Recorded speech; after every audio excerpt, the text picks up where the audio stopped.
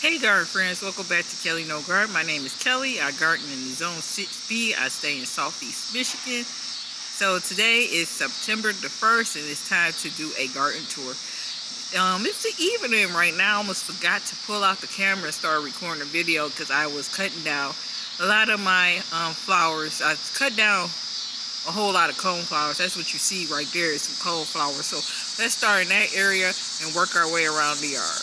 I cut back my coneflowers that's normally is in this pocket right here, this corner, the coneflower corner. I cut it back. I have some still up. The reason why I would cut them back because I was tired of looking at them and they was basically done for the season. So hopefully I'll get a second reflush by October. If not, I'm fine. I do leave my coneflowers up, but I leave the ones that's near the garage up. So let's check out the candy cane zillions because I did do a lot of deadheading on the candy cane zillions. If you checked out my video, was it like Monday or Tuesday when I was talking about the storm?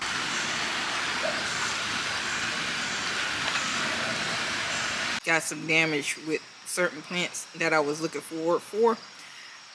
And I showed the video before the storm and the candy cane zinnia was blooming. So right now, I have a lot of buds that's on the candy cane zinnias that are just bloom or finished blooming. The ones that I cut off was finished blooming, so I would save the seed heads to that and try to replant it next year in this area. So right here was the coneflowers. Had a lot of coneflowers here. The birds did their job. They did come over here and eat seeds, but they have another area they could go eat the seeds. So I said, let me go ahead and get this area ready for fall. What I'll probably do to put something here is get some mums and put it in a pot and just sit the pot like somewhere in this area so it can have at least some color over here. The hibiscus is not doing too good. Last month it been a couple times, it was like about a whole week, I forgot to come out here and water it when it was hot, but right now it's finished blooming. And also I forgot to fertilize it. And when you forget to water things, it start yellowing. So since the season is over, I'm not going to worry too much about fertilizing it, but making sure that it's water every day going forward. And then once the leaves kind of look a little bit better than what it's looking, then I water every other day like I was doing. I was doing it all the way up to August. August was a busy month for us. We was out of town doing other things last month, and my watering was lacking. Right here we have the Hosta. I just finished cutting some of the Hosta leaves. Still got to do some more cutting of the leaves because I still got a few burnt spots.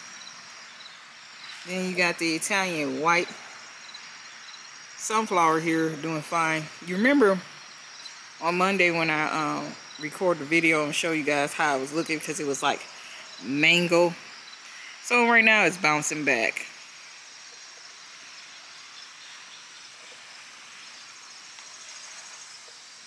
The yarrows is pushing out a second flush. I just did head the yarrows to spread the seeds back into the area.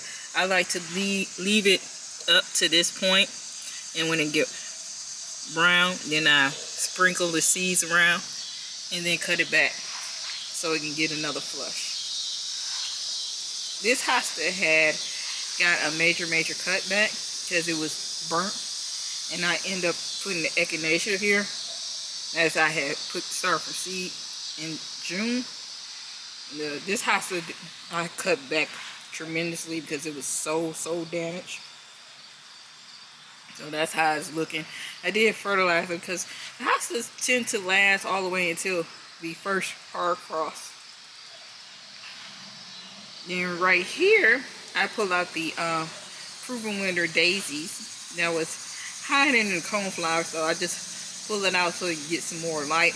As you can see, it's still blooming, and you see some of it is dying back. Hopefully with the cool weather, it'll do a second flush of blooms. I'm just so in love with the buttercream. And these two plant combinations, I'm just so in love with it. I did cut down the masquerade down to the ground because you see it's new growth for next year. Right now, you see this is for next year. I may get one or two that come up if I have enough time, if it's enough warm weather. Then these are phlox over here, different varieties that I started from seed. In July, it's in a pot. So I was just sitting here because I don't have really much color over here because everything is dying back. And they look great next to the grass in the dwarf pine. Just lovely. This hosta I didn't get to yet to do any type of cutback. That's why it's still bigger than all the other hostas. Then over here, like I said, I have a whole lot of coneflowers that I leave up for the whole winter so the birds can get to it. But you remember when we was looking at the video, the coneflowers was like down, but it bounced back.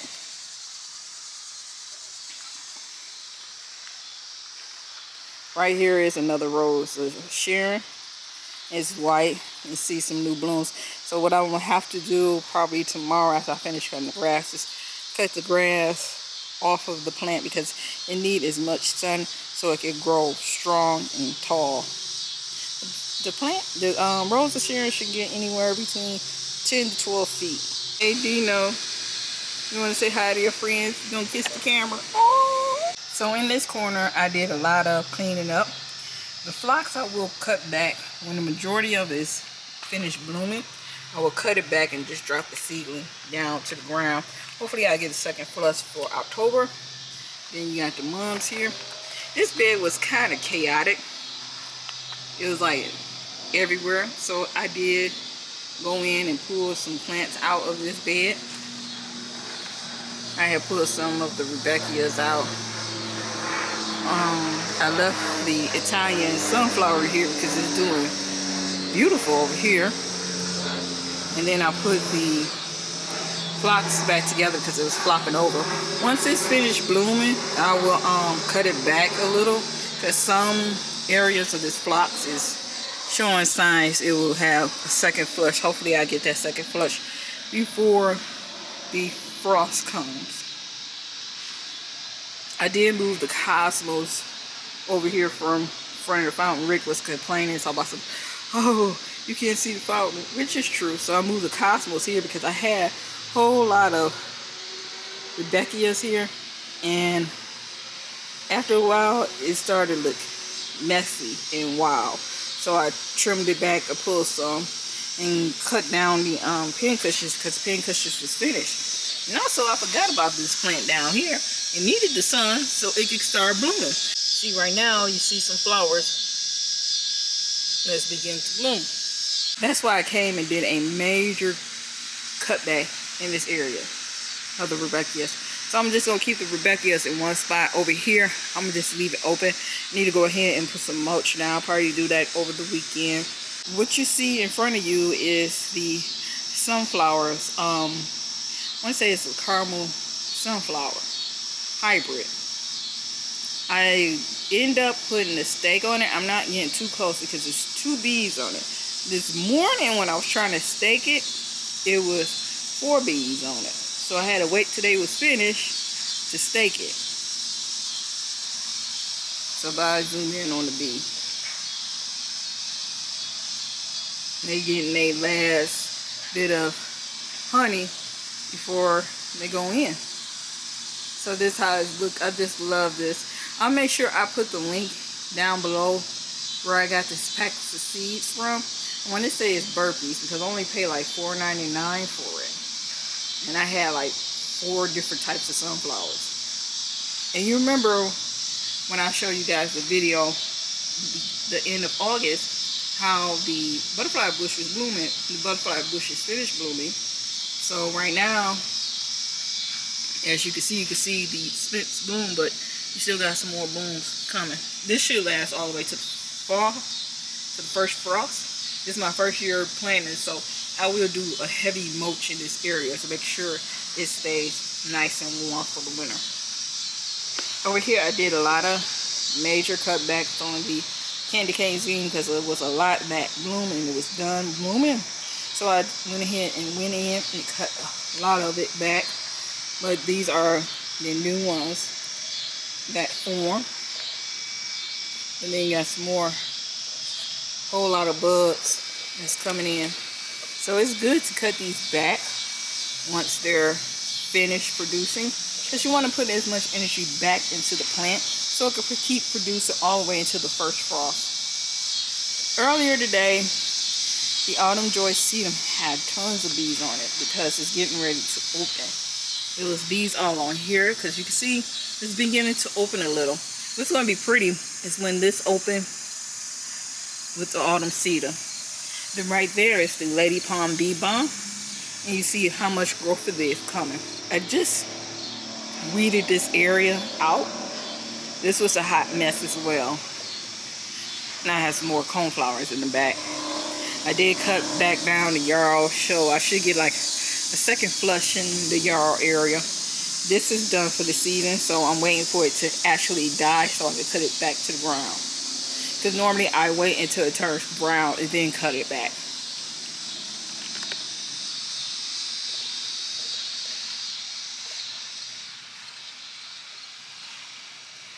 And the dianthus is about to get ready to do a second flush of flowers for the fall.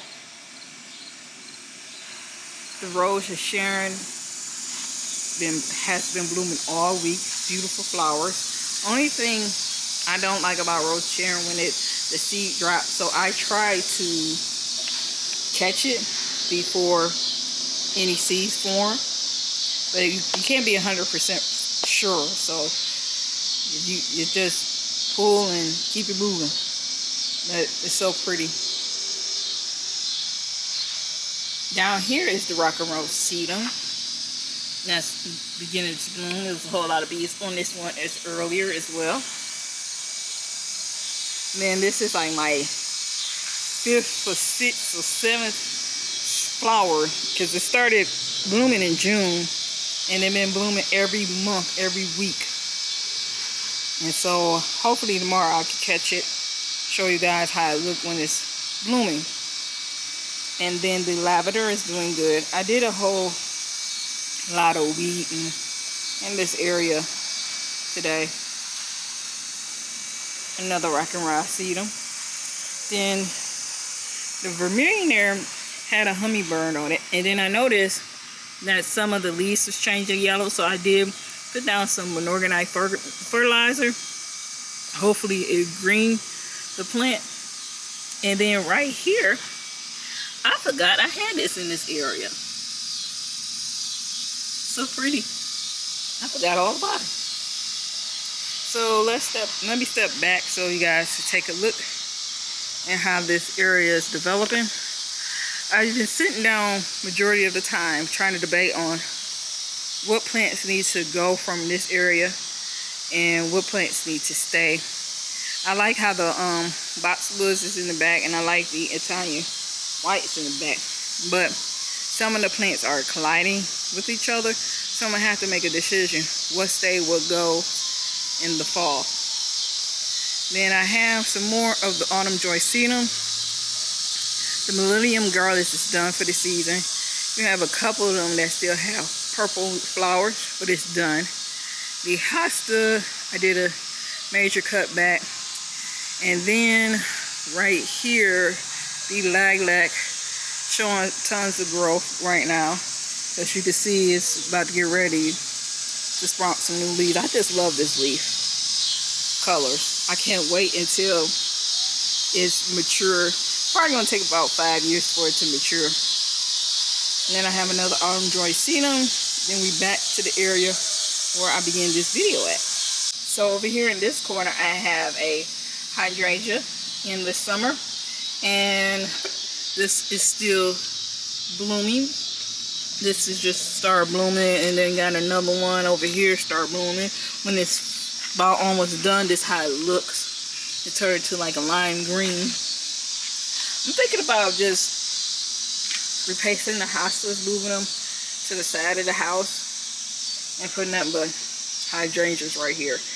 And I'm thinking about getting rid of the rocks. The reason why the rocks was here is because I have like lines and stuff here. So I was like, oh, I'm never gonna plant anything here. But then one day I said, let me put the hydrangea over here, see how I do. Hydrangea is doing fine. It was struggling, but now it's doing better. The hostas, on the other hand, is struggling. I think it needs to be inside of the dirt versus rocks.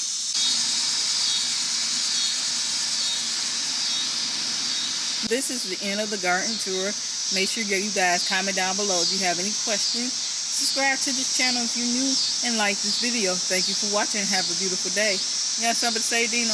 You ready to go in the house? Okay.